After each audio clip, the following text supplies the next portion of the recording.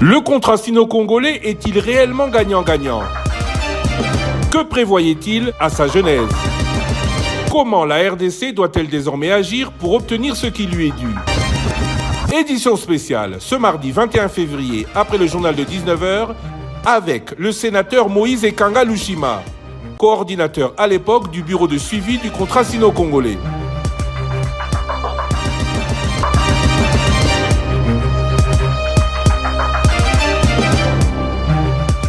Chers auditeurs, chers téléspectateurs, bonsoir et merci d'être au rendez-vous de votre radio. Deuxième rendez-vous pour parler des contrats chinois. Hier, nous recevions l'inspecteur général Jules Alinguete de l'inspection générale des finances. Aujourd'hui, nous recevons l'ancien coordonnateur du bureau de suivi du contrat sino-congolais. Ce contrat est-il réellement gagnant-gagnant? Qu'est-ce qu'il prévoyait à sa genèse? Comment la RDC doit désormais obtenir ce qui lui est dû? Après l'inspecteur Jules Alinguete, le sénateur Moïse Ekanga, bonjour. Bonjour, monsieur Lusakweno. Merci à vous de répondre à cette invitation. Thierry Kambundi, bonjour. Bonjour, Christian Lusakweno. Une émission pour mieux comprendre comment ce contrat a été conçu, comment il a évolué. Nous vous recevons aujourd'hui. Vous étiez à l'époque, je le disais, coordonnateur du bureau de suivi du contrat sino-congolais. 3 milliards dans les infrastructures, 3 milliards pour construire la Sicomine, 6 milliards au total, 68% pour la Sicomine, entendez les partenaires chinois, 32% pour la Gécamine, partenaire congolais. Que ce soit un contrat entre public ou privé, ce n'est peut-être pas ici la polémique. La polémique, elle est gonflée, elle est à bloc. La question que tout le monde se pose, première question, où sont passés les 3 milliards d'infrastructures promis? Merci, monsieur Lusakweno. Je vous remercie d'abord pour cette invitation. Je voulais d'abord préciser que ce contrat, cette convention a été signée parce que la République démocratique du Congo avait besoin des infrastructures. Et donc, quand l'IGF parle des infrastructures, elle a raison de parler des infrastructures. Je voulais d'abord préciser dans quel contexte cette convention a été signée, afin d'éclairer l'opinion. D'abord, j'étais expert lors des négociations et j'ai eu à diriger le bureau de coordination et de suivi en qualité de secrétaire exécutif. Donc, j'ai de la matière à donner pour éclairer l'opinion. La troisième raison, c'est que chaque fois qu'on parle de ce contrat, vous voyez un peu comment... c'est que c'est pas dans la toile, au niveau de la toile, c'est qu'on pense que c'est Moïse Ekanga, c'est Moïse Ekanga qui a géré l'argent et tout ça. On voudrait régler cette question une fois pour toutes. Monsieur Lusakweno, nous sommes en 2006. Après les élections, il y a le programme de 5 chantiers. On devait trouver les ressources pour financer les 5 chantiers. On a fait le déplacement de la Chine. Le président Kabila, à l'époque, avait écrit au gouverneur de la China Development Bank, qui est la banque de développement de Chine, qui a participé au développement de la Chine, pour nous aider à trouver des ressources afin de développer les infrastructures dans notre pays. On est allé en Chine, on a rencontré le gouverneur de China Development Bank, mais ça c'est une grosse machine. Si on avait commencé avec eux, je pense qu'il fallait attendre 5 ans avant de conclure. Nous sommes adressés à la banque Exim Bank of China, qui est la banque Export-Export, une banque d'État de Chine, qui, elle, travaille beaucoup à l'extérieur. Et on a posé le problème de les besoins en financement des infrastructures.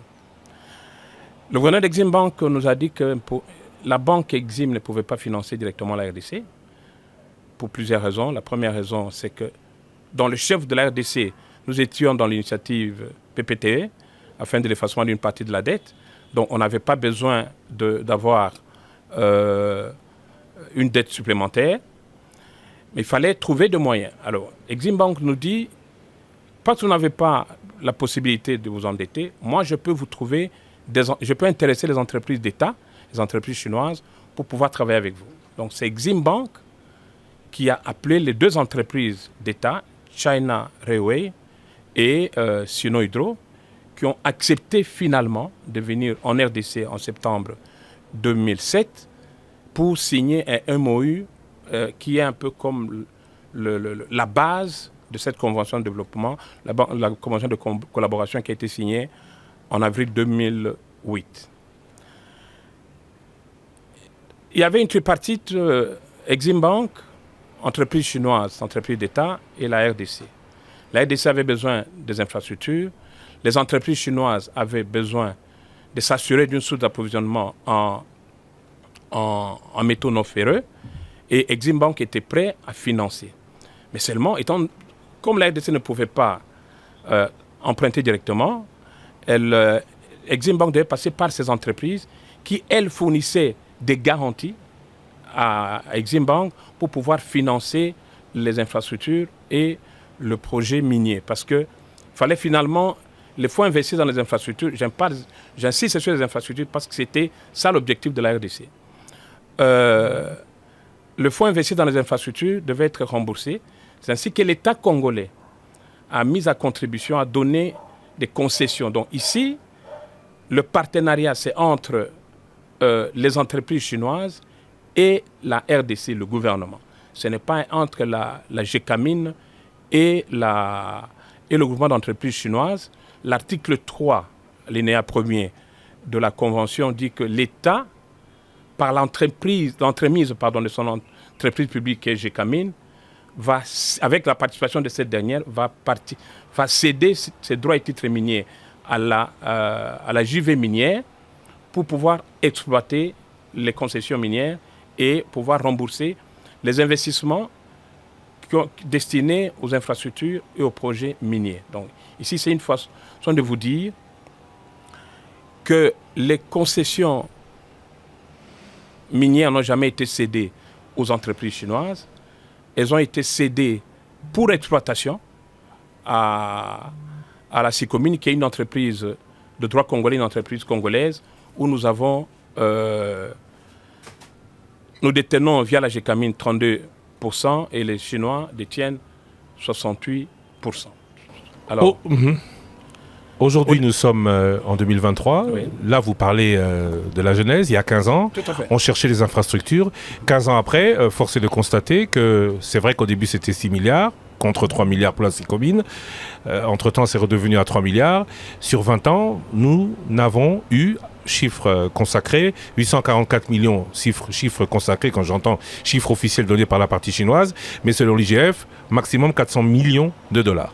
Soit à peu près 7% de ce qui était attendu. Oui, Christian Lusakwe, moi je voudrais, avant d'arriver aux chiffres, puisqu'on parle de l'histoire, de la genèse du projet, savoir vous avez négocié dans quelle position? Parce que l'IGF a dit que la RDC a négocié pratiquement à genoux, le pays n'avait rien. Et lorsque vous évoquez les chiffres de 68% pour les Chinois et 32% pour la République démocratique du Congo, je voudrais vraiment que vous éclairiez l'opinion à ce sujet. Vous avez négocié dans quelle position et pourquoi? Parce que le projet était présenté comme gagnant-gagnant.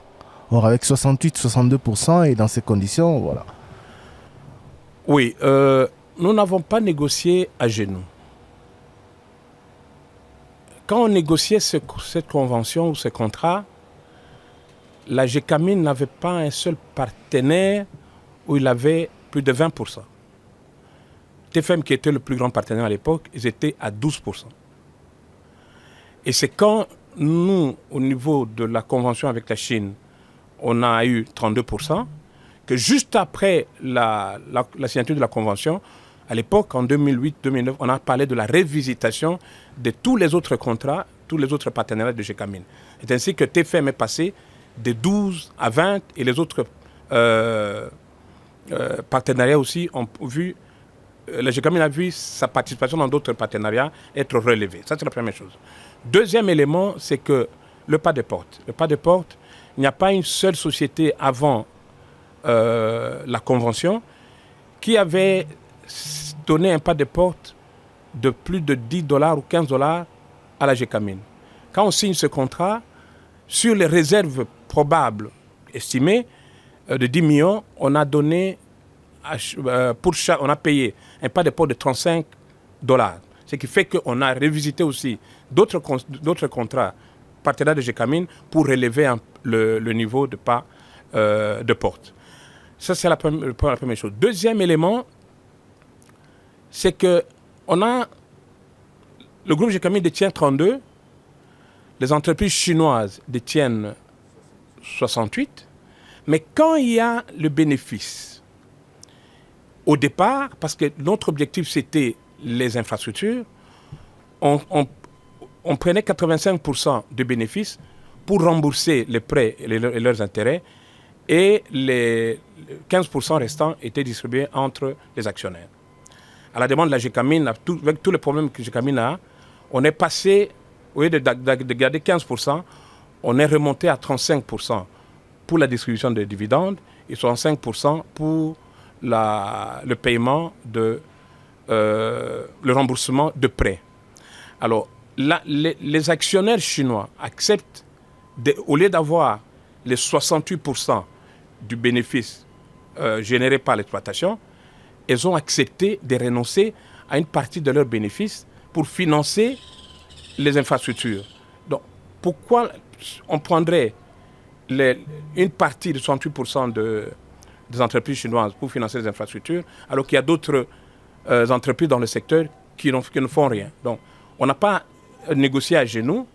Je vais vous surprendre peut-être. Dans le cadre de ce projet, je fais les États-Unis, je fais le Brésil, je fais la Corée du Sud. Étant donné que les gens parlaient beaucoup, j'allais avec la Convention pour dire il y a encore suffisamment de réserves et de matières premières en RDC.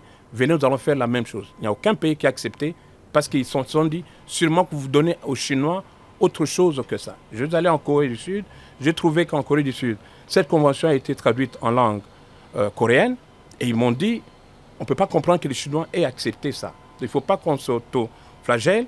Nous n'avons pas négocié à genoux. Ça, c'est la première chose. Deuxième élément... Que les Chinois aient accepté cela, ça veut dire qu'eux, ils auraient demandé plus de 68%? Tout à fait. Non seulement 68%, mais il y a beaucoup... Ils n'allaient pas accepter de renoncer à une partie de leurs bénéfices pour financer les infrastructures.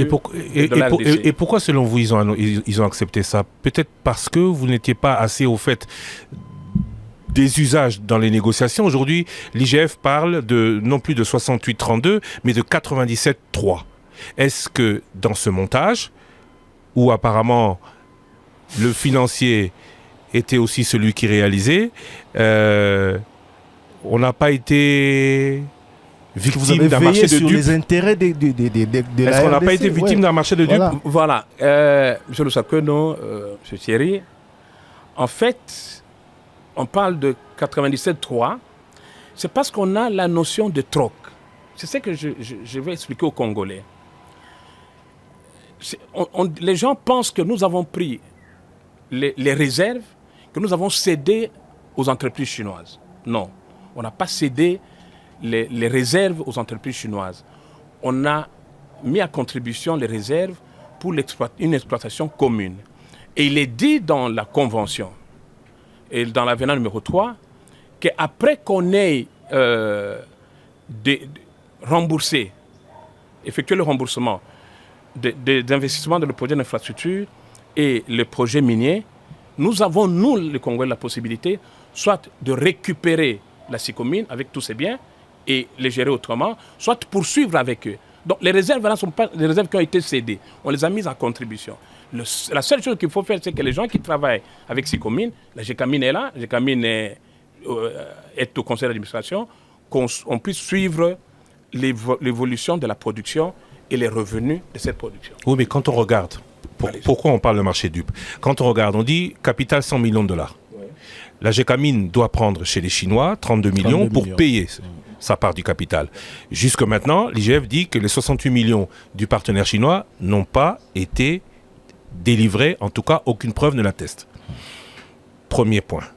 Deuxième point, tous les crédits sont pris auprès des banques chinoises qui appliquent des prêts, y compris sur les 844 millions réellement, comme ils disent, effectués, évalués aujourd'hui à $1 milliard, de l'argent qu'on aurait emprunté pour réaliser des infrastructures qui n'ont pas été réalisées, mais pour lesquelles les prêts sont dus. Christian, la première chose, c'est que il y a les 3 milliards des infrastructures, il y a les 3 milliards pour le projet minier. La deuxième chose, c'est qu'il n'y a pas un partenariat entre la GECAMIN et les entreprises chinoises. Non, on a bien compris. Oui. La GECAMIN est à 32% dans la SICOMIN. Oui. Donc il y a un partenariat. C'est l'État, elle représente l'État. Voilà. On est d'accord. Ouais. C'est différent de TFM et des autres entreprises. D'accord, mais on revient. Oui, allez-y. 100 millions de dollars, 32 millions empruntés aux Chinois. Oui. C'est ce que je dis. Intérêt aux Chinois. Non. Christian, laissez-moi vous expliquer. Quand je parle qu'il n'y a pas un partenariat entre la GECAMIN et les entreprises chinoises, c'est dire l'État récupère les concessions. Et les concessions dont on parle ici, ce sont des mines noyées. On a investi de l'argent pour pouvoir dégager 54 millions de mètres cubes d'eau qui étaient dans ces mines. Donc l'État a récupéré ces mines, les a mises à contribution pour les infrastructures. Et on utilise la GECAMIN, on peut prendre une autre entreprise, on utilise la GECAMIN pour lui assurer un minimum de revenus. Donc il n'y a pas... Alors on constitue la GIV et on décide que c'est 100 millions de dollars. Et les 100 millions de dollars, les entreprises chinoises contribuent à concurrence de 68%. Qui n'ont jamais libéré. Ça, je ne veux pas m'avancer dans ça parce que je n'ai pas... Oui, mais je ne pense pas. Oui, mais vous étiez chargé du suivi. Est-ce que vous avez veillé à ce que chacune des parties, dans ce contrat, respecte ce pourquoi elle s'était engagée? Non, c'est-à-dire que si la société SICOMIN est constituée, il y a les premiers fonds qui ont été dégagés. Ça m'étonnerait que les Chinois n'aient pas libéré leurs 68 millions. Ça vous étonnerait ou non, ils doivent avoir libéré. Vous devriez avoir la certitude. Non. C'est-à-dire que je doute que ça, ils n'aient pas libéré. Ils ont libéré. Et il faut voir les états financiers des SICOMIN qui ont été certifiés par Price. Vous allez voir que ça a été libéré. Monsieur Kanga, vous doutez, ça vous étonnerait? Je ne doute pas. Parce que l'IGF dit que ça n'a pas été libéré. Non, c'est-à-dire que je dis... Oui. Je dis que ça ne peut pas se faire, ça a été libéré. D'accord. Alors revenons vous en avez des preuves? Les preuves... En tant que coordonnateur en charge du suivi, oui, on va dire. Le coordonnateur n'entre pas dans la gestion, le secrétaire exécutif n'entre pas dans la gestion, mais je confirme que ça a été libéré. D'accord. Alors parlons des 32 millions de la GECAMIN. Oui. Cet argent, la GECAMIN l'a eu où? Ce sont les partenaires, les entreprises chinoises qui ont payé pour le compte de GECAMIN. Qui ont payé ou la GECAMIN? Qui a la dette de la GECAMIN. Donc c'est la GECAMIN qui s'est retrouvée endettée de 32 millions. Oui. Une dette avec intérêt. Un remboursement avec intérêt, oui. Oui. C'est ce que l'IGF dit également. Donc la GECAMIN commence avec une dette et évoluera au fur et à mesure avec des dettes qui vont faire que ce 32% du début, parce que on signe en 2009, jusqu'en 2016, il n'y a pas de production. Non. Il n'y a pas de production jusqu'en 2016. Ouais. Donc, la GECAMIN, toutes ces années, a pris des dettes auprès de son partenaire. Non, juste une dette. Il y a les 32 millions plus les 50 millions pour les ateliers de Panda. D'accord. Alors, résultat des courses, aujourd'hui, 844 millions dans les infrastructures. Est-ce que les 3 milliards pour l'exploitation ont tous été libérés? Non, mais, M. Lusakoueno, vous parlez bien de 844 millions. Sur les 3 milliards, étant donné qu'il y a les problèmes au niveau de la zone du projet, l'électricité, les Chinois ont eu difficile à passer, à installer l'usine à pleine capacité. Ils commencent avec une unité de production de 125 000 tonnes. Et on dit, avant d'atteindre une production qui génère suffisamment de bénéfices, le conseil d'administration de l'Assemblée générale plafonne les investissements dans le secteur des infrastructures à 1,53 milliard. Ça, c'est une décision de l'Assemblée générale. L'Assemblée générale de SICOMIN. De SICOMIN. Voilà. GECAMIN et les partenaires chinois. Et les partenaires chinois. Voilà. Alors, c'est ainsi qu'on a évolué. Maintenant sur les 1,53 milliard, on a utilisé les 844 millions dont tu parles. Plus donc, le reste, c'est des intérêts. Non, 210 millions d'intérêts. Non. On est à 822 millions de dollars. et puis il y a des intérêts. Mais dans nos calculs, nous mettons d'abord 822 millions. Oui, mais l'IGF dit qu'elle ne reconnaît pas, parce que l'IGF, on lui a proposé un chiffre de 1 milliard, elle dit qu'elle ne reconnaît que 840 millions, et encore à consolider, parce qu'on va y arriver, dans tous les travaux effectués d'infrastructure, beaucoup n'a pas été fait. Non, ça c'est un autre problème. Oui, on va y arriver. Mais donc, je voulais dire que sur les 3 milliards, on a utilisé moins d'1 milliard. Donc les 2 milliards sont disponibles. Et je l'ai dit, il y a Pierre Lumbi, quand il y a eu la Covid ici, il a demandé au gouvernement qu'au lieu de donner le montant que le gouvernement a donné, je ne sais pas 10 millions ou quoi, alors que le Sénégal avait donné suffisamment de moyens, qu'on puisse voir les partenaires chinois, parce qu'on doit encore avoir 1,5 milliard dans le projet, si on peut nous donner une quotité. Je suis intervenu pour dire non, ce n'est pas 1,5 milliard, on a encore 2 milliards. Donc les 2 milliards sont disponibles. Monsieur Moïse Kanga, je voudrais à ce stade que nous puissions avancer en comparant ce que vous dites à ce que dit le rapport de l'IGF. Tout d'abord, vous dites que la RDC n'a pas négocié en position de faiblesse, contrairement à ce que dit l'IGF. Les 68 millions de dollars de la partie chinoise a bel et bien été versés. Mais une certitude qui se dégage, selon vos propos, la RDC a consommé moins d'1 milliard de dollars. Et que ces 2 milliards restants sont disponibles. Où?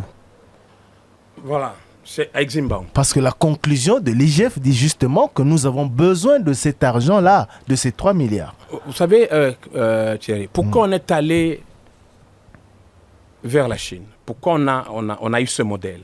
C'est parce qu'il fallait éviter d'accroître la dette de l'État.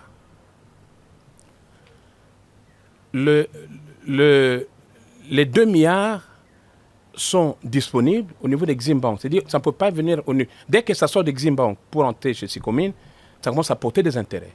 Donc ce fonds, c'est au niveau d'Eximbank. Dès qu'il y a des projets, la Sicomine est prête à récupérer, à décaisser cet argent au fur et à mesure de l'évolution des travaux d'infrastructure et on va les dégager. Donc c'est notre incapacité d'absorption qui a fait que ces 2 milliards ne puissent pas être... Il y a d'abord, au début c'était ça parce que vous savez, vous allez trouver que les projets d'infrastructure ont déjà commencé par les points d'entrée. Nous avons Beniluna pour l'Est parce que les matériels pouvaient entrer par Kassindi.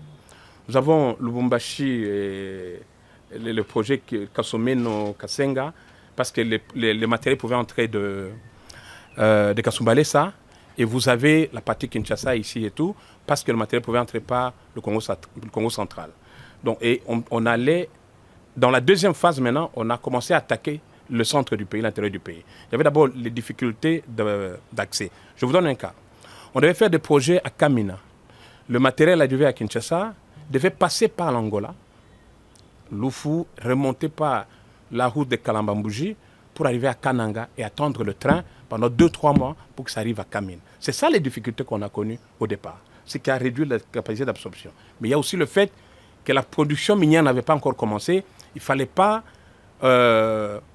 accroître la dette parce que le service de la dette allait être aussi lourd pour le pays. Parlons de ces 822 millions de dollars justement. 840. 800, non. Entendons-nous bien. 822 millions. 822 millions. L'IGF dit, tout calcul fait sur la base des données dont elle dispose, on doit plutôt se situer autour de 400 millions, pas 822 millions.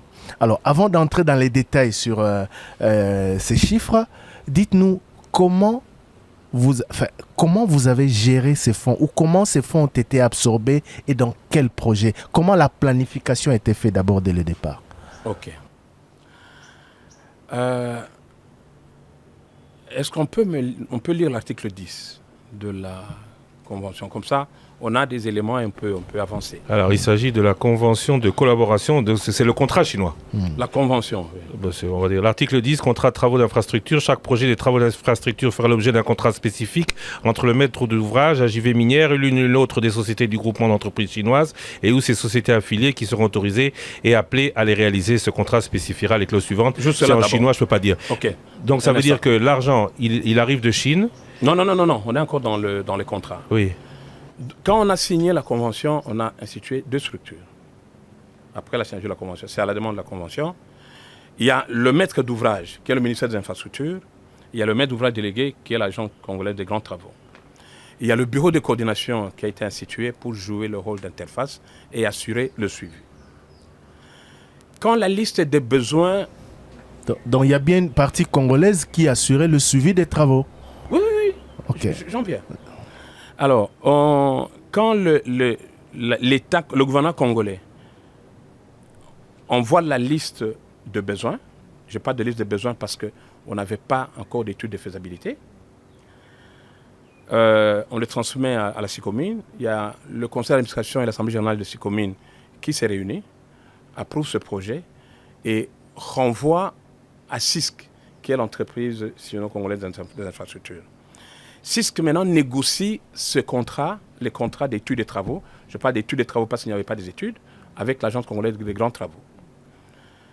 Et il se met d'accord sur le coût du projet, il signe, il renvoie une copie du contrat à SICOMINE pour approbation. Excusez-moi d'insister sur certains points parce que hier, pendant l'émission avec l'IGF, on avait du mal à situer la responsabilité de la partie congolaise. Donc, vous dites que sur le coût du projet était décidé par CISC et par l'Agence congolaise des grands travaux. Donc, les coûts de tous ces travaux qui ont été repris dans le rapport de l'IGF ont été convenus par la partie congolaise et la partie chinoise. C'est pas des études. D'accord. Voilà. Alors, quand le contrat est signé, les entrepreneurs chinois démarrent le travail. Et il y a des décomptes qui sont avalisés par la CGT. Et la CGT envoie ces décomptes à SICOMINE pour dire il y a telle quantité de travaux qui ont été réalisés, vous pouvez payer. C'est comme ça que ça évolue. Alors, en ce moment-là, SICOMINE paye directement à l'entreprise chinoise. Alors, maintenant, entrons dans les détails. Aucun Congolais ne touche l'argent. L'argent ne passe pas par la RDC. L'argent passe de SICOMINE directement chez l'entrepreneur. Mais pour s'assurer que le travail a été réalisé, le décompte, qui sont des factures, sont déposés auprès de l'Agence congolaise des grands travaux, qui les transmet qui les avalise et les transmet à la SICOMINE. Qui a la compétence à CGT nécessaire pour discuter avec les Chinois qui amènent le matériel, qui amènent les hommes. On s'en est plein, on s'en était plein, rappelez-vous à l'époque. Il y avait plus de Chinois que de Congolais sur les chantiers. Donc, tout se fait entre Chinois. Non. Je dis, nous, il y a la mission de contrôle qui est recrutée par la partie congolaise, par la CGT ou le ministère des Infrastructures. Et c'est cette mission de contrôle qui suit les travaux sur le terrain. Monsieur Kanga, justement, puisque les principes ont été fixés, dites-nous comment vous pouvez expliquer, d'abord, quel était votre rôle entre CISC et l'Agence congolaise des grands travaux, le rôle du bureau de coordination de suivi du programme sino-congolais, dans la fixation des prix après évaluation, etc. Vous aviez un regard ou pas? Non, le bureau n'intervient pas au niveau des projets d'infrastructure en termes de négociation et des signature des contrats. D'accord. J'ai ici une liste de quelques réalisations reprises dans le rapport de l'IGF. Comment pouvez-vous expliquer que pour la modernisation de l'avenue du tourisme, par exemple, une route longue de 6,8 km, dans le cadre de ce contrat, près de 30 millions de dollars américains aient été dépensés? Je prends juste un exemple comme ça, il y en a plusieurs. Je ne veux pas répondre à cette question, je me réfère à la CGT, vous pouvez prendre la réponse auprès de la CGT, parce que c'est eux qui ont travaillé sur le terrain. Mais il y a, sur ce tronçon routier-là, il y a aussi des ouvrages d'art qui ont été réalisés. Et c'est peut-être que ça peut avoir un impact sur le coût, mais la CGT pourra vous donner les précisions. Ils ont tous les éléments. Donc vous ne savez pas justifier tous ces chiffres alors non, pour tous les autres? Parce que si là-bas, il y a eu quelques ouvrages ou quelques réalisations d'art, comme vous avez dit, c'est quoi le cas pour le stade, enfin le tronçon, le boulevard Triomphal, par exemple, où on a vu des chiffres à faire. Boulevard Triomphal à Saint-Doué, 35 millions pour 3 km. Oui, c'est pour cela que je dis, vous voyez, avec la CGT, ils vont vous donner les éléments. Ce sont des ingénieurs, j'ai confiance en eux, ils peuvent donner les détails. Vous n'avez aucune explication donnée par rapport à ces chiffres? Non. Et pour tout ce qui est, par exemple, comme le stade de Goma, le stade de Bunia, Oui. le stade de Bukavu. Bukavu. La même 10 chose. millions, 10 10 millions, 10 millions, millions. 10 millions, On a alors 30 que- millions, hein, alors que, je sais pas, on peut demander à Goma, Bukavu et À truc. Goma, à Bukavu, j'ai été visiter les travaux et les travaux qui se faisaient. Qui se faisaient à l'époque, Oui, qui parce avaient que- démarré, parce que- oui. oui, qui avaient démarré, qui mais ne parce sont que- jamais allés à terme. Or, dans le rapport de l'IGF, C'est bien marqué, réception définitive. Voilà. Non. C'est Ça, marqué dans le rapport Oui, de mais l'IGF. Non, non, pas- non, pas faut pas rapport de m'opposer le rapport de l'IGF parce que moi, je suis pas... j'ai Non, pas lu je ce parle- rapport. Non, excusez-moi, je ne parle pas du rapport de l'IGF. Oui. On parle des détails des projets dans le cadre du programme sino-congolais, C'est ça. version chinoise. C'est ça. Vous avez peut-être Oui. raison pour Goma, stade de Goma, 10 millions en cours. Voilà. L'état d'achèvement, C'est ça. c'est en cours. Voilà. Pour le stade de Bukavu, oui, en cours. C'est ça. Oui, en cours. Et voilà, c'était Ituri, je ne vois pas. Bunia, ah oui, en cours, oui. Projet de construction. Revenons sur les routes. Oui, allez-y. Oui, bon, j'ai l'impression que je vais rester sur ma soif parce que avec vous, nous avions besoin d'explications sur les chiffres. Christian Lusako évoquait tout à l'heure l'un des tronçons du boulevard Triomphal, mais il y en a 3. Ouais. Il y a 3 axes différents avec des montants différents de la cité de l'église cité Bethel à Limité jusqu'à Pont-Cabu, c'est 5 millions de dollars. Du Pont-Cabu, donc Stade des Martyrs, C'est ça. jusqu'au robot du boulevard Triomphal, c'est 26 millions de dollars, je crois. Et de là sur l'avenue de la Libération, c'est 36 millions de dollars. L'envoyer avec la CGT, ils vont vous donner les chiffres et les explications. Oui, Et vous, attendez, et vous, monsieur, et vous, et votre bureau dans cela, et donc on ne sait rien, on ne connaît rien, même vous voyez ces chiffres, ça ne vous choque pas, Ça ne vous vous laissez choque tout pas passer. Non, c'est-à-dire que le bureau n'a pas pour rôle d'analyser, de faire passer les contrats qui ont été négociés entre la CGT et les entreprises chinoises. Mais je vous dis que les gens ont beaucoup parlé sur la surfacturation. Je vous parle avec la CGT, vous allez me donner raison, ils vont vous donner toutes les explications, les détails. Je vais vous Et lire l'article 3. parlons plutôt avant. Ça, c'est la CGT, ok, on va aller le voir. Ok. Parlons des réalisations zéro. 5 000 logements sociaux, 3 735 km de voies ferrées, 3 656 km de construction de routes bitumées. Il n'y en a que 580 qui ont été faits. 2 518 km de routes en terre, réhabilitation de 354 km de routes asphaltées, 550 km de voiries urbaines, 2 barrages, Katende Kakobola, 2 universités, 31 hôpitaux, un seul a été fait, il a coûté 114 millions de dollars. On peut revenir sur ce chiffre. L'hôpital Même du si c'est Cinquantenaire. l'hôpital du Cinquantenaire, 145 centres de santé, réhabilitation des aéroports, Goma et Bukavu, tout cela, on n'a rien vu. Oui, mais qui vous dit que ça a été réalisé ou ça a été financé, M. Lusako? Voilà. À l'annexe C, Kakobola et les autres ne sont pas repris. Ce n'était pas un projet financé par les Chinois. Non. L'annexe C donne une liste de besoins et sans déterminer le coût.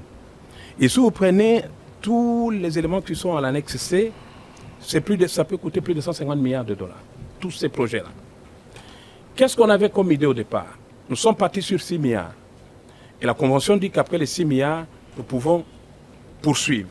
Donc, après avoir consommé les 6 milliards dans les infrastructures, on pouvait encore continuer à travailler avec les Chinois pour poursuivre la réalisation des travaux d'infrastructure. Nous sommes partis de 6 milliards, on a réduit à 3 milliards. Et les 3 milliards, on n'est même pas encore à 1 milliard. Comment voulez-vous qu'on puisse réaliser tous ces projets avec moins d'1 milliard? Parce que je vous ai dit qu'il y a les 2 milliards qui sont encore disponibles. À quoi tout cela aura servi alors? À quoi tout cela, à quoi ce contrat aura servi? Aujourd'hui, les 3 milliards pour l'exploitation, ils ont été mis à disposition. Aujourd'hui, il y a depuis 2016 un barrage qui a été construit pour que la Sicomine puisse exercer, puisse exploiter. C'est vrai que la Gécamine aussi en 68-32, un chiffre sur lequel il faudra de nouveau se pencher. C'est vrai que la Gécamine en profite un peu, mais 6 ans ou 7 ans après, l'exploitation a commencé en 2016. Nous étions avec vous à la Sicomine quand ça a démarré. En 7 ans, d'un côté 844 000, de l'autre côté, quel est le chiffre d'affaires effectué? Quel est le bénéfice engrangé? On parle d'un chiffre d'affaires de 7 milliards, de bénéfices de 2,5 milliards. Ça ne marche pas pour le social et les infrastructures de Congo. Par contre, pour l'exploitation, ça marche bien. Pourquoi? Christian, c'est l'exploitation minière qui assure le remboursement des prêts consentis par Exim Bank pour les infrastructures et le projet minier. Et donc, c'est normal qu'on puisse avancer avec le projet minier qui est comme la garantie pour les projets d'infrastructure. Oui, mais c'était pas pas la condition pour commencer à construire. On commence à construire parce qu'il y avait deux enveloppes distinctes. 3 milliards pour les infrastructures, on travaille. 3 milliards pour l'exploitation. C'est pas parce que l'exploitation n'a pas démarré que les 3 milliards, elle allait démarrer, on le savait, que les 3 milliards des infrastructures ne sont pas mises en branle. On a démarré les infrastructures en 2009. Vous avez bien dit que la SICOMI, la production n'a commencé qu'en 2016. Donc tout ce temps-là, il y a eu des investissements. Ce que je dis, c'est qu'on ne pouvait pas consommer les 3 milliards du coup, le service de la dette allait être important. C'est ainsi qu'on a... Maintenant, on peut les utiliser parce qu'il y a la deuxième phase de production des SICOMI qui est là, et donc on peut utiliser les deux... Le service de la dette serait important, ça veut dire on paye combien aujourd'hui on paye combien? Vous parlez du service de la dette sera important. On n'a pas voulu aller vite ou trop vite dans les infrastructures parce qu'on devrait rembourser. Non, pas comme on devait rembourser, mais les intérêts sont calculés et deux fois sont composés. Le projet minier, le taux d'intérêt c'est 6,1%. Les projets d'infrastructure... 6,1%. Oui. À ce niveau d'argent. Ben si. Le taux est énorme. Non, c'est pas énorme. 6,1%. Oui. Alors qu'on est dans les infrastructures à des taux inférieurs à 5%, 6,1%. Non, je dis l'investissement minier, c'est 6,1%. Le projet d'infrastructure, c'est Libor plus 1%. Le Libor de 3 derniers mois. Et donc, c'est généralement moins de 2% pour les infrastructures. Parce que nous, c'est ce que je disais au départ, ce qui nous intéressait, ce sont les infrastructures. Monsieur Moïse Ekanga, oui. Christian Lusakuna vous a cité la liste des prévisions et des réalisations avec beaucoup de zéros. Vous avez dit qu'il n'y avait pas encore des fonds engagés dans cela. Mais on a déjà évoqué ici des chiffres très mal engagés. Lesquels? Oui, mais des chiffres, des réalisations, des routes, des chiffres qui visiblement semblent avoir été surfacturés pour des routes. C'est ce que je vous dis, oui, ça, il faut pas, je n'aime pas bien de revenir sur ça parce que la CGT vous donnera les éléments et vous serez à l'aise. C'est là le problème. L'IGF ne sait pas les justifier. Le bureau de coordination du suivi du programme renvoie la balle à la CGT. Non. Mais entre-temps, parce que oui, j'ai retrouvé le décret portant création, organisation et fonctionnement du bureau de coordination et de suivi du programme sino-congolais dont vous étiez le coordonnateur. Ouais. Vous n'allez pas totalement vous innocenter par rapport aux décisions qui ont été prises parce que l'article 3 de ce décret dit exactement ceci. Le BCPSC a pour objectif la gestion et le suivi de la mise en œuvre des accords de coopération signés entre le gouvernement de la République démocratique du Congo et le partenaire privé chinois dans les domaines miniers et des infrastructures de base. Tout à fait. La mise en œuvre. Oui, alors quand vous dites que ces chiffres pour des routes et différentes autres infrastructures, ce n'est pas à vous de les justifier. Vous n'avez même pas eu un regard dessus. Okay. C'est en contradiction avec le décret qui le décret dit la gestion et la mise en œuvre de la convention, des accords. C'est ça l'accord. Dans les domaines miniers et des infrastructures de base. Justement. Ça veut dire que vous aviez un regard. Non, c'est dit que j'ai un regard dans le sens que quand la liste des besoins arrive, nous transmettons ça à SICOMI. Oui. Mais nous n'allons pas prendre la place du maître d'ouvrage, qui est le ministère des Infrastructures, pour aller négocier avec les Chinois. Oui, mais... Parce que la Convention le dit. Je vous ai donné l'article qu'il venait de lire. Les contrats spécifiques sont négociés entre le maître d'ouvrage et l'entrepreneur. On n'a pas mis le bureau de coordination. Monsieur Kanga, oui. Lorsque CISC, du côté des Chinois, et l'Agence congolaise des grands travaux décide qu'il faut 30 millions de dollars américains pour réhabiliter 6,8 km de route. Je parle de la modernisation de l'avenue du tourisme. Le bureau de suivi n'a rien à dire. Il n'a même pas un regard sur ces chiffres. Il ne les voit même pas. Non, ce n'est pas qu'il ne les voit pas. Le bureau de coordination peut avoir le contrat. Mais dans le contrat, il y a un tableau. Je savais que vous allez poser cette question, j'ai demandé à la CGT de me donner le tableau. Mais c'était là le débat. Il y a des détails. C'était là le débat. Non, il y a des détails. C'est pour cela que je vous dis, préférez-vous à la CGT, vous aurez ces éléments et vous serez apaisé. Vous avez quand même vu? Oui, j'ai vu. Ça ne vous a pas scandalisé? Non, parce qu'il y a des rubriques. Et donc, quand vous avez des rubriques, vous ne serez pas scandalisé comme moi. Mais c'est dans l'exécution maintenant qu'il faut voir, avec la mission de contrôle et la CGT, comment les choses se sont Je parle à l'expert que vous êtes, parce que vous avez été, dès le départ... En vous demandant de vous rapprocher du micro. Justement, vous ne trouvez pas scandaleux que le tronçon compris entre le Stade des Martyrs et le robot sur Triomphal puisse coûter plus de 20 millions de dollars? Stade des Martyrs, enfin, Pont-Cabu. Oui. Pont-Cabu et le robot, le Palais du Peuple. Ouais. Que ça puisse coûter plus de 20 millions de dollars, ça ne vous scandalise pas? Oui, ça m'étonne, mais je dis s'il y a des travaux, des ouvrages d'art qui ont été réalisés, la CGT devra expliquer. Je parle à l'expert que vous êtes. C'est un chiffre important, je comprends. Mais je dis vous aurez bien d'éléments si... la CGT. Si vous demandez juste... Vous n'avez même pas besoin de les interviewer. Je vous envoie le contrat et vous allez vérifier.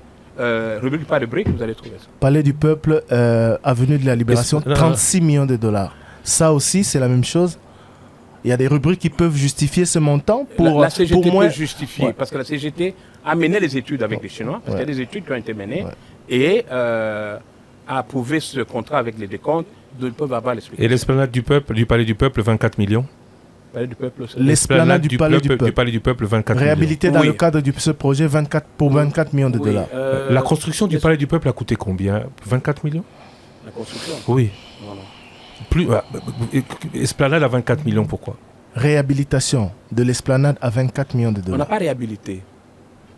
On a construit... En fait, quand je parle des ouvrages d'art, malheureusement les Chinois, ou heureusement les Chinois sont en train de construire le centre de conférence internationale là-bas.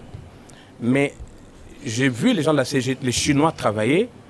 La place de l'esplanade du Palais du Peuple, c'était un endroit marécageux. Il y avait beaucoup de tuyaux, de gros tuyaux qui passaient par là. Et ils ont fait ce travail. Donc, je vous dis, par rapport aux infrastructures, adressez-vous à la CGT. Mais est-ce qu'à aucun moment, la partie congolaise ne s'est dit, même si on a des experts, c'est les Chinois qui payent, c'est les Chinois qui construisent. Comment éviter que les Chinois ne fassent de ce marché un marché de dupes? Oui. En fait, les Chinois payent, mais sur base des décomptes qui sont avalisés par la partie congolaise. Non, ça on a compris, mais laissez-moi terminer. C'est de l'expertise. On parle de l'expertise maintenant de la partie congolaise. Les missions de contrôle externes. Oui, en principe, c'est externe. Non, parce qu'à Brazzaville, on nous a clairement expliqué qu'à Brazzaville, face à l'opposition des Occidentaux sur des contrats de néo-chinois, les Congolais ont dit « Ok, puisque vous les contestez, vous n'avez pas d'argent à nous donner, eux, ils en ont, venez vous-même faire le contrôle et la contre-expertise. » Je vous donne un cas. Le boulevard Lumumba, le tronçon échangeur, aéroport, c'était des Français qui étaient... La mission de contrôle était une mission de contrôle française qui a été désignée par la CGT. L'avenue du tourisme ici, au départ, c'était Studi, une entreprise tunisienne. Et après, ils ont changé, ils ont mis une autre structure. Il y a eu des problèmes entre la direction de la CGT de l'époque. Voilà. Donc, l'idée, pour régler ce problème, j'ai toujours conseillé que, la RDC, nous puissions constituer un fonds d'études, un fonds pour rémunérer les missions de contrôle. Et dès qu'on a ce fonds-là, on ne va pas demander aux Chinois de payer à partir de sommes à valoir les missions de contrôle, mais c'est nous qui allons désigner nos missions de contrôle. Ça peut être les Sud-Africains, les Allemands et n'importe qui, pour venir contrôler. Tant qu'on n'a pas réglé ce problème-là, on sera toujours en train de... Le bureau en charge du suivi, s'il vous plaît. Pardon, à aucun moment, les parties congolaises n'ont eu d'argent. À aucun moment, on peut se dire que les Congolais auront pu être plus laxistes du fait d'être eux-mêmes impliqués dans certains paiements. Oui, mais M. Lusakoueno, ils ne sont pas impliqués dans les paiements, ils sont impliqués dans les études et le suivi des travaux, avec la mission de contrôle, mais pas dans les paiements. La CGT, ni le bureau, ni la CGT, personne n'a eu l'argent pour payer. Tout s'est fait par la SICOMIN. Et c'est bien contrôlé, il y a un suivi même d'Eximbank. Dans le cadre du suivi, justement, est-ce que vous interveniez pour vérifier que des infrastructures ont été, ou des travaux ont été réalisés concrètement? Parce que je prends encore un autre exemple, projet de la route Lutendele. de la route municipale numéro 1 Lutendele-Kinshasa, réception définitive. On parle de 19 millions de dollars américains. C'est ça. Or, cette route n'a jamais été réhabilitée. On n'a pas parlé de la route Lutendele, on a dit la bretelle, donc ce qui relie tourisme à... Ce n'est pas ce qui est dit ici. Ce n'est pas ce qui est dit, malheureusement. Qu'est-ce qu'on a dit? Ouais. C'est où? C'est ici, sur la première ligne. Projet de la route de Tendele, la route municipale numéro 1 de Tendele, oui. Mais dans les contrats, c'est la bretelle de Lutendele. On n'a pas le contrat. La bretelle de Lutendele qui va d'où à où? Qui va d'où à où? C'est ça que je dis, parler avec la CGT, ils vont donner les éléments. Mais donc, vous... Non, c'est dit, Lutendele, tu vois, Parce que... l'avenue tourisme... Jusqu'à Brikine. Jusqu'à Brikine. De Brikine au saut de mouton. Aujourd'hui, il y a un saut de mouton. Ça, c'est Lutendele déjà. Oui, la bretelle. Et donc, c'est ça qui a coûté 20 millions. Il faut demander s'il y a un pays d'ouvrage d'art. C'est ainsi que il faudrait voir avec la CGT. Je ne sais pas. Je ne sais pas ce qu'on entend par ouvrage d'art parce que nous passons par là tous les jours. Rapprochez-vous du micro, s'il vous plaît. Rapprochez-vous du micro. Je vous donne un cas. L'avenue du tourisme. Il y a cette montagne qui est au niveau de la cité de l'Union africaine. Oui. Vous avez vu qu'il y a eu des dalles qui sont placées là. Oui, on parle de Lutendele. Oui. Parce que vous avez posé la question sur l'ouvrage d'art. Ça, il faut voir avec la CGT. Alors, vous avez répondu tout à l'heure à Christian Lusakoueno que la partie congolaise ne percevait pas ou ne touchait pas l'argent. Pour les infrastructures, non. Oui. Est-ce que pour le fonctionnement de votre coordination ou de la CGT, est-ce que le fonctionnement de ces différentes structures côté congolais était pris en charge dans l'enveloppe oui, le bureau de coordination, le fonctionnement pour le bureau de coordination était pris en charge par la coopération. Donc vous étiez pris en charge par ceux que vous deviez contrôler? À quelle hauteur? Non, moi je n'ai pas les contrôler. Par ceux que vous devez... Non. Parce que vous étiez pris en charge. Non, ils ne nous prenaient pas en charge avec leur argent. C'était l'argent des infrastructures qu'on donnait $300 000 chaque mois pour le fonctionnement. Mais que je sache, vous étiez rattaché à la primature. Oui, même si l'ancien Premier ministre Matata Ponyo a dit dans un tweet il y a quelques heures que vous rendiez plutôt compte à la présidence de la République qu'à la primature, mais dans le décret, il est écrit que vous êtes un service rattaché à la primature. Oui, vous êtes un service de l'État qui était pris en charge par le Trésor public. Comment vous expliquez que vous soyez pris en charge en même temps par l'État congolais et par l'État dans le cadre de ce contrat? Non, le bureau de coordination n'a jamais été pris en charge par l'État congolais. C'est ce qui était prévu pourtant. Pardon? C'est ce qui était prévu dans le décret. Non, ce n'était pas prévu dans le décret, mais la personne qui a signé le décret, c'est elle qui a écrit aux Chinois pour dire, étant donné la situation de trésorerie qu'on a, et pour le bon fonctionnement du bureau, nous vous invitons à signer un contrat pour pouvoir allouer au bureau de coordination $300 000 chaque mois. C'était quoi votre budget de fonctionnement? Parce que c'est repris ici jetons de présence, etc. C'était pris en charge dans le budget du bureau de coordination de suivi. Dans le cadre de cette enveloppe de 822 millions, c'était quoi votre budget de fonctionnement? On avait 300 000 par mois, 3 600 000 par an. Pour quel travail? Parce que les chiffres, vous ne savez même pas les justifier. Non, apparemment, vous n'en avez même pas le contrôle. Non. C'est-à-dire que ce n'est pas le travail du bureau de s'occuper des contrats, de négocier ou de discuter les contrats d'infrastructure. Si vous allez à la CGT, vous aurez tous les éléments. Mais tout le suivi de l'exécution de la convention, les avenants, les discussions avec l'Exim Bank, le gouvernement, la partie chinoise et tout ça, c'est le bureau. Et j'ai un groupe d'experts qui allaient partout, notamment en Chine et tout ça pour discuter. Les conclusions de l'IGF ont été tristes pour le pays. Ça veut dire qu'on a été dupé. Christian Lusakoueno l'a bien dit tout à l'heure. Qu'est-ce que vous, avec du recul, aujourd'hui vous n'êtes plus à la tête du bureau en charge du suivi, avec le recul, avec tous ces chiffres qui sont sortis, les banques chinoises qui ont pris 2 milliards, les entreprises chinoises 9 milliards et nous 822 millions, qu'est-ce que vous vous dites?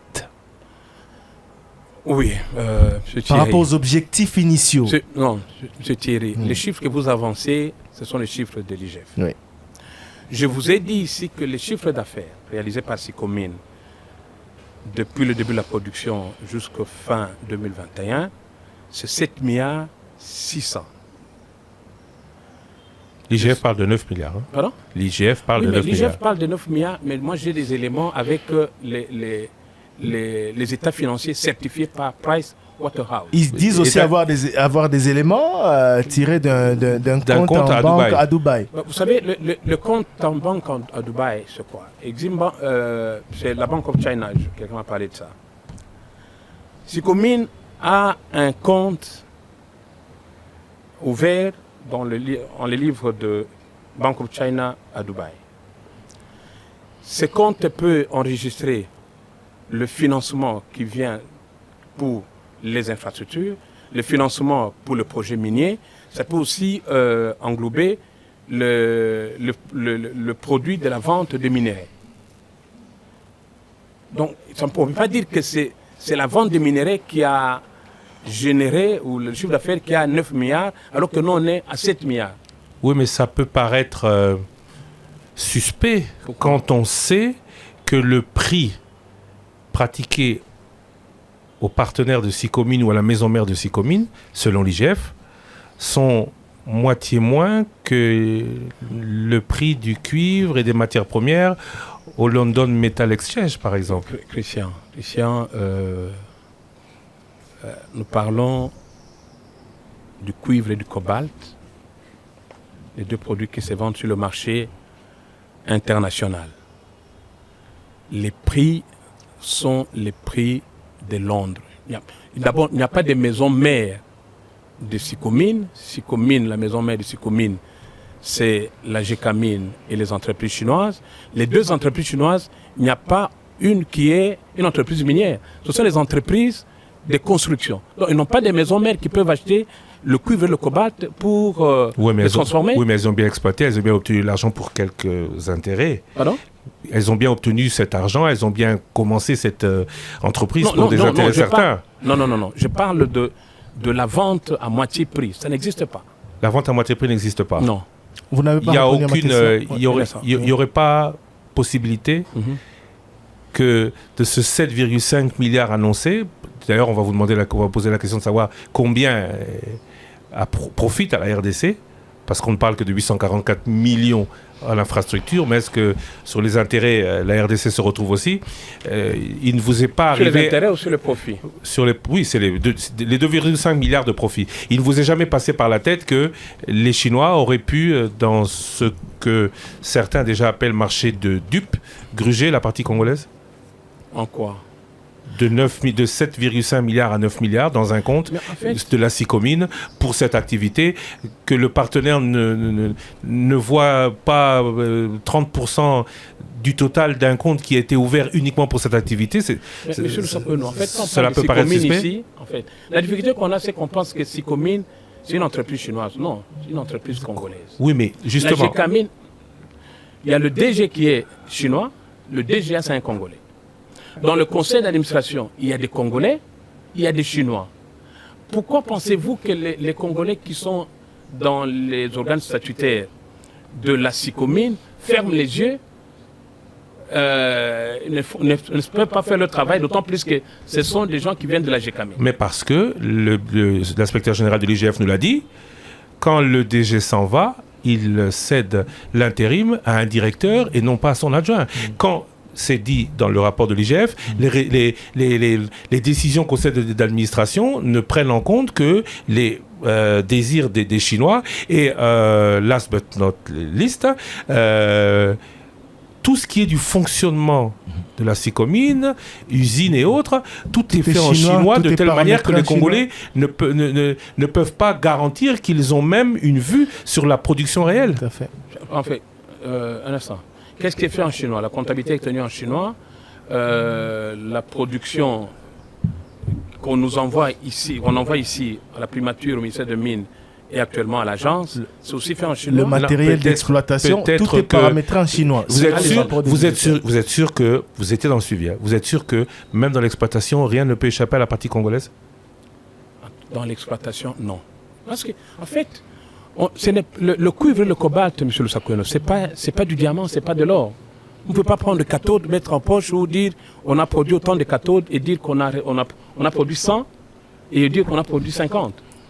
Okay, alors, ce que je voulais dire, c'est ceci. Ouais, justement, pour répondre à ma question, s'il vous plaît, j'ai posé la question pour avoir été coordonnateur du bureau de suivi, avec tout ce qui se révèle aujourd'hui, marché de dupes, surfacturation, etc. Est-ce que vous n'estimez pas que vous, en tant que bureau, à côté de la CGT, du côté des Congolais, vous avez été dans une certaine mesure, responsable de cette duperie? Je suis en train de dire que je ne peux pas m'avancer pour dire qu'il y a eu surfacturation. Tant que je n'ai pas d'éléments probants. Si l'IGF ou les autres amis ont des standards pour dire qu'il y a eu surfacturation, la CGT pourra répondre à cette question. Mais je ne pense pas qu'il y ait eu vraiment surfacturation. De manière globale.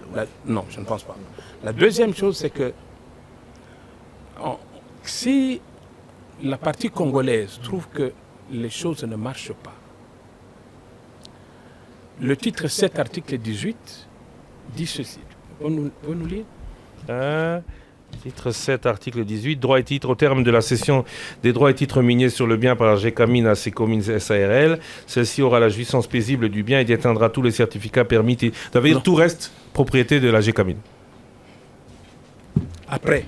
Oui, mais si après, on a déjà pompé énormément d'essence du bien, le bien n'a plus la même valeur après qu'avant. Mais si on a pompé énormément d'essence, c'est qu'on a eu plus de revenus.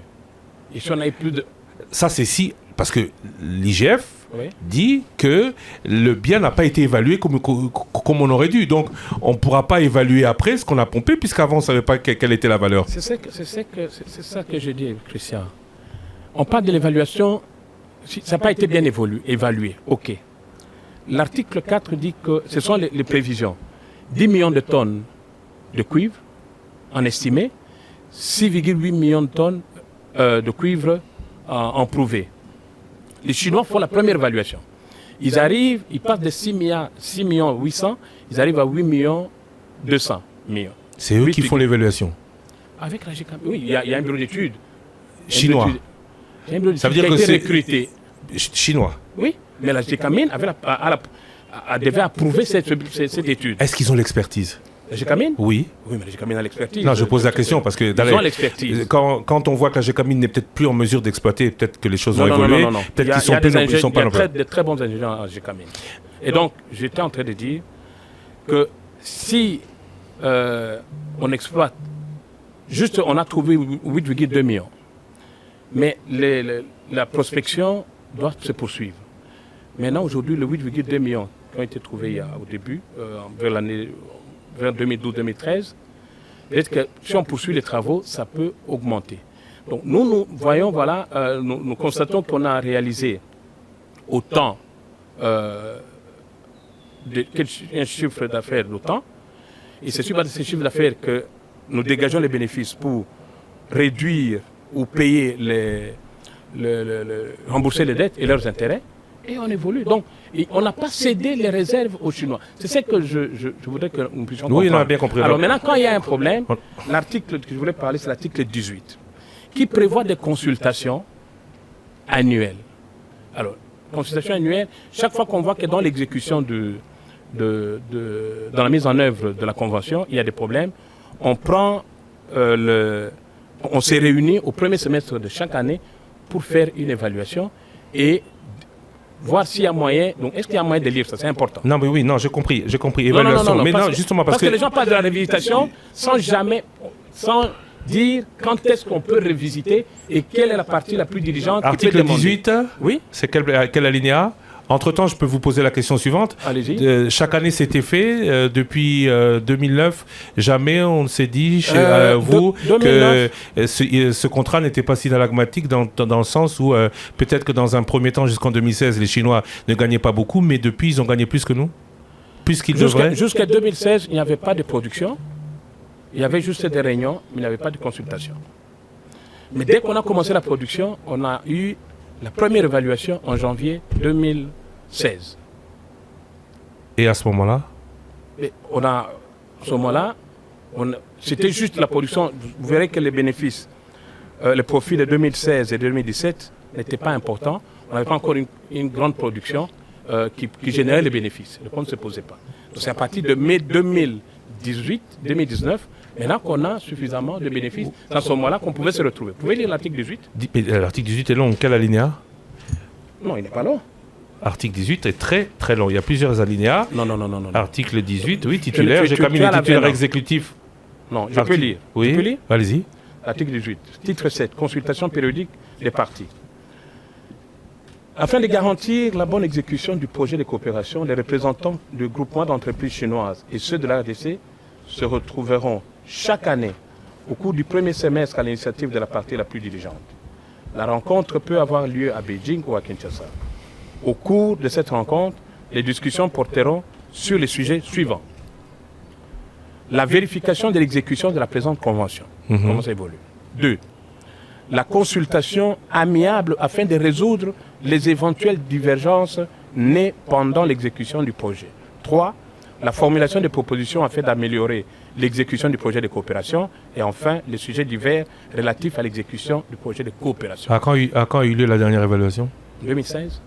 Depuis plus rien. Non. Pourquoi? Parce que... tout allait bien. De 2016 à 2017, comme la position n'était pas encore importante, tout allait bien. À partir de 2019, il y a eu ce qu'il y a eu. Le bureau ne pouvait plus fonctionner comme il faut. C'est ainsi qu'il n'y a pas eu cette évaluation. Comment comprenez-vous le fait que vous êtes parti en octobre, en novembre des discussions commencent, je crois à l'article 18, comme vous le dites, et qu'aujourd'hui les Chinois se disent prêts à débloquer 500 millions. Votre successeur de l'agence a demandé 200 millions supplémentaires. Les Chinois enfin délient bourse. Est-ce que vous n'étiez pas, vous, à même d'obtenir cet argent pour plus d'infrastructures? Ok, je disais que avant la mise en production de la deuxième phase, les investissements dans l'infrastructure étaient plafonnés. La dernière fois qu'on a eu de financement, c'était 250 millions de dollars en 2015. Ça a servi de faire les travaux en 2016, 2017, une partie de 2018. Depuis 2015, aucun fonds? Non, mais c'était... En fait, le problème, c'est quoi, Christian? En 2009, nous avons eu 350 millions de dollars qu'on a utilisés sur 3 ans. Dans l'entretemps, si les 350 millions sont décaissés, les intérêts courent. Alors, moralité, nous utilisons les tranches annuelles pour éviter qu'il y ait plus d'intérêt. Donc depuis là, jusqu'à 2018, quand ils ont fini, il n'y a pas eu de financement. Donc plus d'évaluation? Non, il n'y a pas eu d'évaluation. En 2019, nous, au niveau du Sénat et de l'Assemblée, nous avons préparé des projets pour les provinces de l'ordre de 100 millions de dollars qu'on a envoyé au gouvernement. Le gouvernement n'a pas envoyé au niveau des 6 communes. En 2020, on a refait. En 2021, on a préparé le projet pour 150 millions.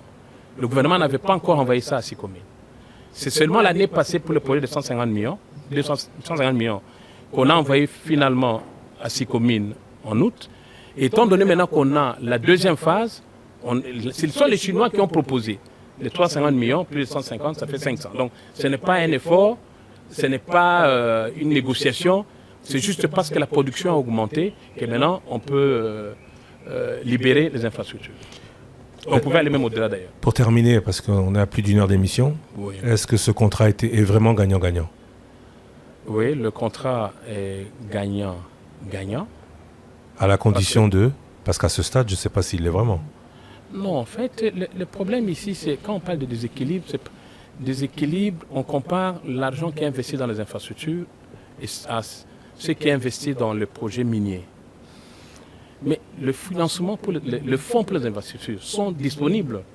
Maintenant, on va dégager les 500 millions Et vous trouverez que les travaux, à part les quelques travaux qui doivent se poursuivre, comme les stades et l'avenue de Nzolana, les nouveaux projets prendront peut-être 4 à 6 mois d'études de faisabilité. Et donc, les 500 ou 350 millions qu'on a pour 2023, on pourra commencer à les décaler seulement au mois de septembre, peut-être, ou au mois d'octobre. Comment la RDC doit désormais agir avec ce partenaire chinois pour ne pas être à sa merci? Parce que les 500 millions, aujourd'hui, apparaissent comme vous avez parlé, vous avez demandé, parce que ça fait trop de bruit, on vous les donne. Non, c'est pas parce qu'on a parlé. Je dis que les 350 millions de l'année 2023, les Chinois ont décidé de ce montant-là depuis, je pense, le mois de septembre, le mois d'août. Ont décidé, c'est pas à eux à décider, c'est à eux, ils ont appliqué la convention. Non, mais la convention dit quoi? C'est-à-dire que les gens se retrouvent pour dire, telle année, on a besoin de tel montant. Oui, mais c'est les Chinois qui décident, alors que cet argent, il est mis à disponibilité de tout le monde. C'est le gouvernement congolais qui paye les intérêts, oui. Mais c'est les Chinois qui décident. C'est la Sécomine qui paye les intérêts, pas le gouvernement congolais. Oui, oui, mais c'est l'argent du Congo. Oui, allez-y. À quand est-ce que, ou comment est-ce que le gouvernement doit désormais agir pour ne plus subir les humeurs de la Chine? Non. Ce qu'on demande au gouvernement congolais, c'est d'avoir des projets. C'est-à-dire mener les études pour qu'on ait déjà nos projets. 2, avoir des moyens pour engager des missions de contrôle qui ne sont pas rémunérées par le fonds chinois. Si on règle ces 2 problèmes-là, on va aller de l'avant. Monsieur Moïse Kanga, je vous remercie beaucoup d'avoir été notre invité aujourd'hui. En âme et conscience, vous avez bien agi? Dans la convention? Pour la convention. Dans tout, dans la convention, dans l'application de la convention, dans le suivi de la convention. Oui, et je suis prêt à le refaire. Vous ne vous reprochez rien? Non. Vous êtes fier de vous? Vous avez vraiment servi le pays? Vous avez servi les intérêts du pays dans le cadre de ce programme? Oui, dans le cadre de ce projet de coopération, nous avons servi le pays. Monsieur Thierry, nous avons évité que l'argent passe par la partie congolaise pour qu'on évite le cas de projet de 100 jours, le cas de Tchilé-Gelou, que ça passe par la partie chinoise et qu'on puisse le contrôler.